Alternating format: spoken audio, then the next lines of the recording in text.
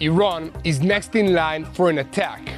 Now, we can see the results of the American strike in Yemen. In Israel, we are preparing for immediate launches of ballistic missiles from Yemen as officials warn the Houthis are unpredictable.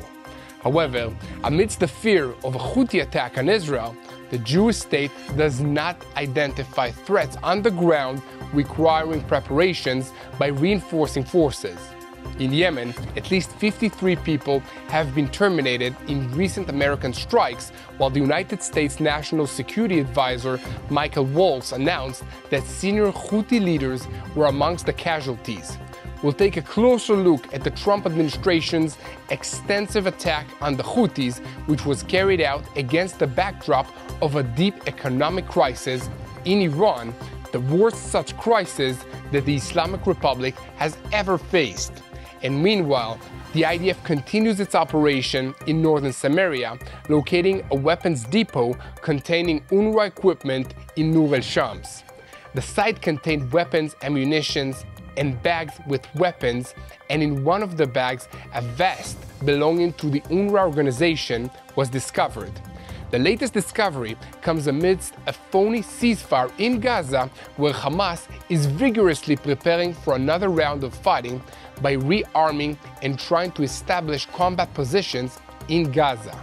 U.S. envoy Steve Witkoff has threatened Hamas by saying, "I recommend looking at what's happening to the Houthis," adding that this clarifies where we stand regarding terror, and added Hamas's response to the proposal was unacceptable.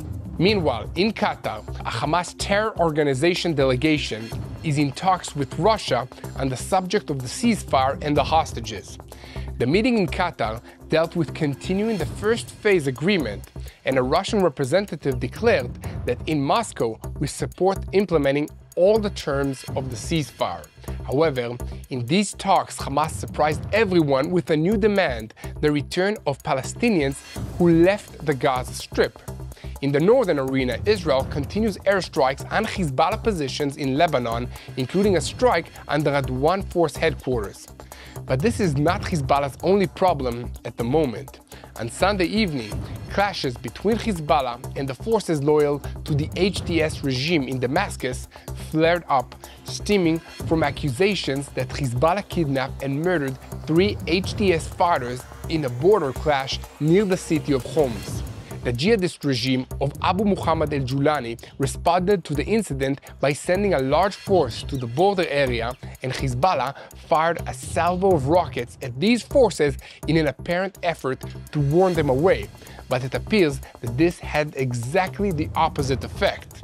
We have a lot to talk about today, so let's dive into the details. I'm Yair Pinto, and this is your Boots on the Ground report about what is happening in Israel on day 528 of the war against Hamas, Hezbollah, the Houthis in Yemen, the Shiite militias in Iraq, and all the other armed groups in this region who are acting under the command of Iran's Islamic Revolutionary Guards Corps, which is the head of the axis of evil in the Middle East. And a moment before we begin, I want to invite you to click on the subscribe button so that you remain tuned to the truth in real time and that you never miss another episode of Boots on the Ground. If you want to support our mission to rebuild Israel, visit the address on the screen and help our forest grow. We start today's report with a large-scale attack that the United States President Donald Trump has ordered on the Houthis in Yemen, in response to their threats to attack Israel and, in general, attack international shipping lanes in the Red Sea. The United States is escalating these attacks on the Houthis with reports of widespread targets and 53 fatalities, including senior Houthi officials. And during the night between Sunday and Monday, the El Mishrach channel, identified with the Houthis, reported 2 additional American strikes were carried out in the port city of Judea in western Yemen. These strikes came just a few hours after the channel reported on 2 American attacks aimed at the command brigade of the ship Galaxy Leader. This ship was seized by the Houthi forces in November 2023 on the grounds that it is Israeli-owned and is still being held at the port of Judea. United States Secretary of Defense said that the United States will continue to strike the Houthis in Yemen until they stop their attacks on ships. And another United States official told Reuters that the air campaign could last for weeks. However, the Houthis do not appear to be ready to quit. On the contrary, they are threatening more attacks on both Israel and the international shipping lanes. Houthi leader Abdul Malik al-Houthi threatened on Sunday that if they continue their aggression, we will continue to escalate. Officials in the IDF Home Front Command and the Israeli Air Force are taking these threats very seriously. But on Sunday, a joint statement said that no threats have been identified on the ground that require preparations by reinforcing our troops. However, it is widely understood that the Houthis are unpredictable, and so all the appropriate precautions are being taken. And elsewhere, United Nations Secretary General Antonio Guterres said maximum restraint is needed and a cessation of all military activities in Yemen. His spokesperson further warned in an official statement that further escalation could fuel cycles of retaliation that could increase instability in Yemen and the entire region and pose serious risks to the already dire humanitarian situation in the country of Yemen.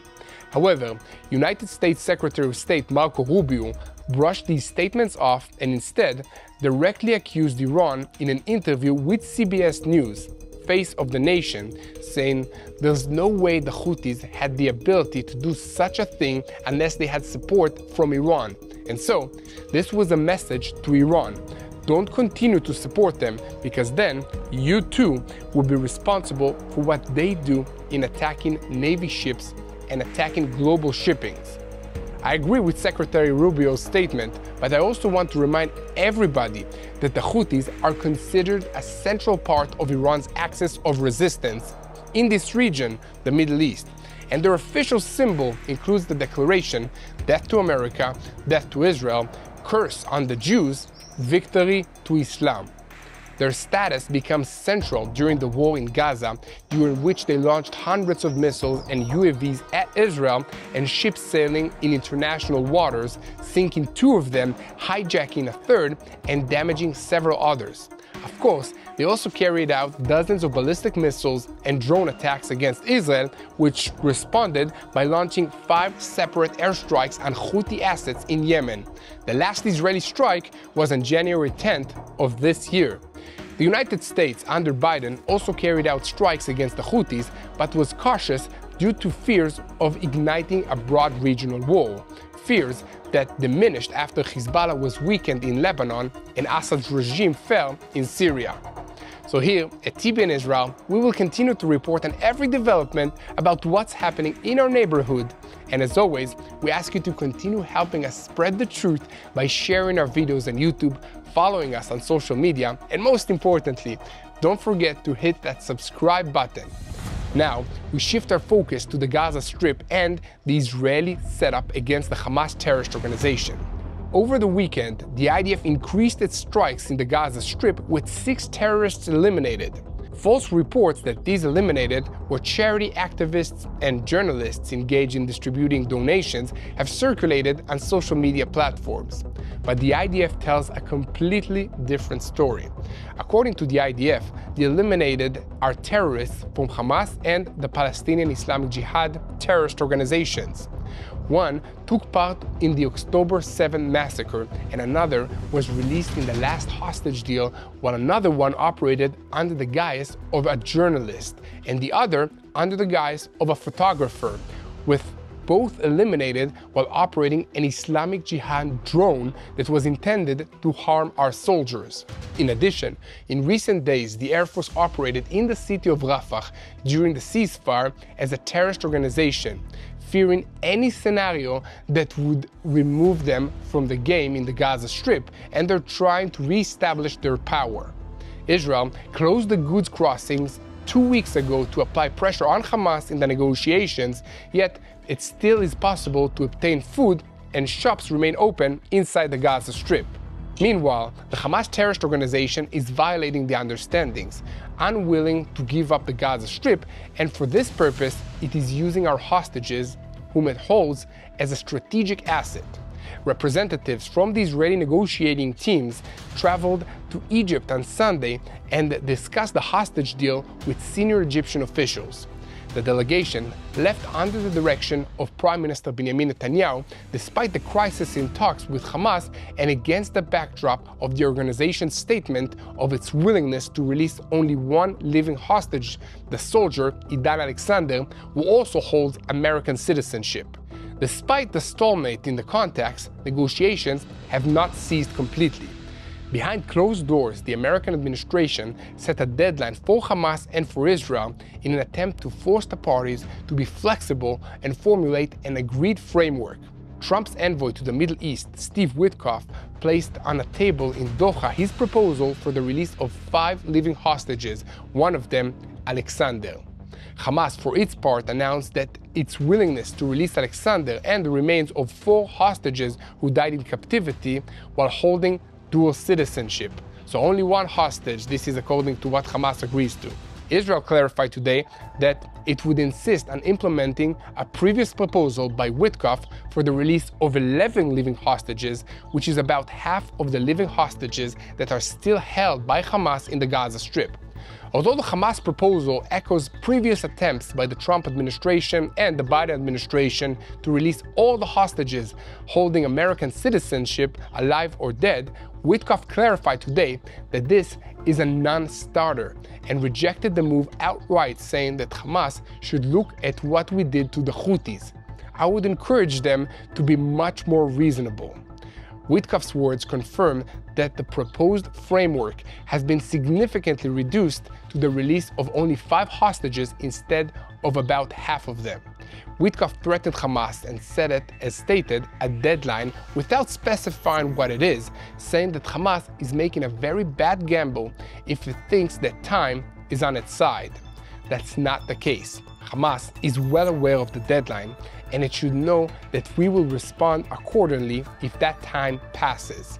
And in the background, of course, is President Donald Trump's threat to allow Israel to resume fighting in the Gaza Strip, but Witkoff said that as long as there are contacts, he asked that Israel will not resume the fighting.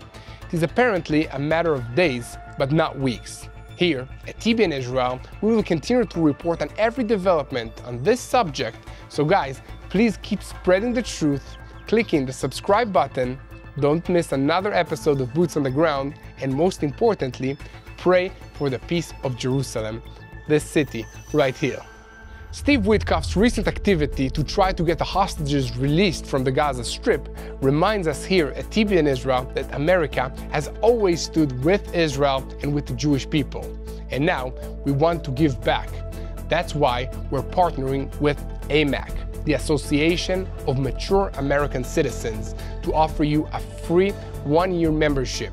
AMAC is a strong voice for faith, family, and freedom. And as a member, you'll enjoy exclusive benefits, including AMAC magazine, discounts on travel and insurance, financial planning resources, and more. It's our way of saying thank you for standing with Israel. So don't wait, claim your free AMAC membership now at tbn.org/AMAC. tbn.org/AMAC.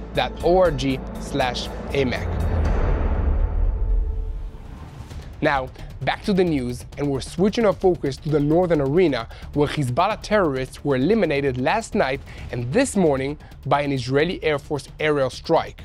The IDF spokesperson's unit confirmed on Monday morning that an Israeli aircraft attacked a Hezbollah terrorist squad of observation operatives that were engaged in directing terrorist activities in the Yatar area and in the Mace El Jabal area.